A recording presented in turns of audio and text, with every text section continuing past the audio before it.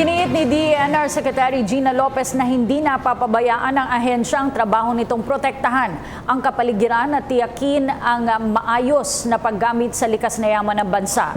Sinabi ito ng kalihim matapos ipanukala ang pagkakaroon ng magkahiwalay na departamento para sa environment at para sa natural resources. Si Julius Disamburon sa detalye.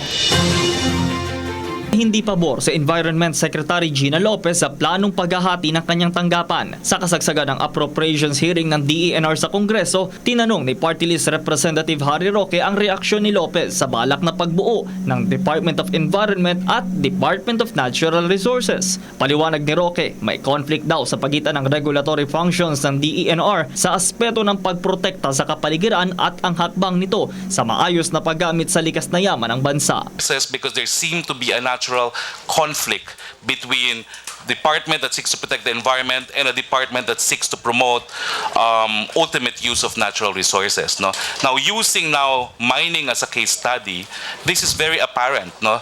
The fact that you have one hand a mandate to protect the environment, on the other hand, the mandate to utilize fully the natural resources of this country for the sake of its citizens. No? Giit pa ni Lopez na hindi napapabayaan ng DENR ang kanilang mandato bukod sa paggawa ng konkretong desisyon laban sa irresponsible mining na nakakasira ng komunidad, nasisiguro din daw nila ang tamang paggamit ng likas na yaman.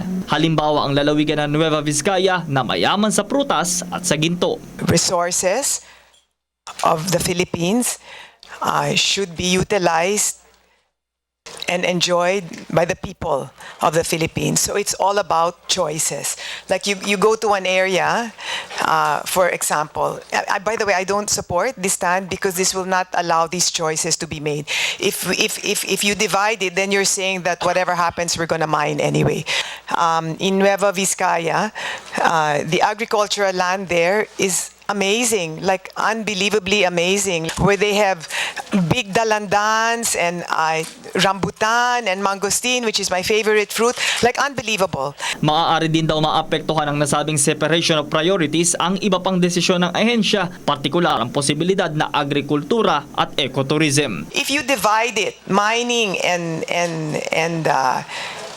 the use of our natural resources, you don't allow those choices to be made because the truth is that once you choose mining, you don't allow the possibility for agriculture and ecotourism to happen. It's better if we work together. But we can't build an economy based on suffering. We cannot and we must not. Para sa PTV News, Julius Desamburon. Ako po si Cathy San Gabriel. Subscribe na sa PTV YouTube channel. I-click lang po ang subscribe button.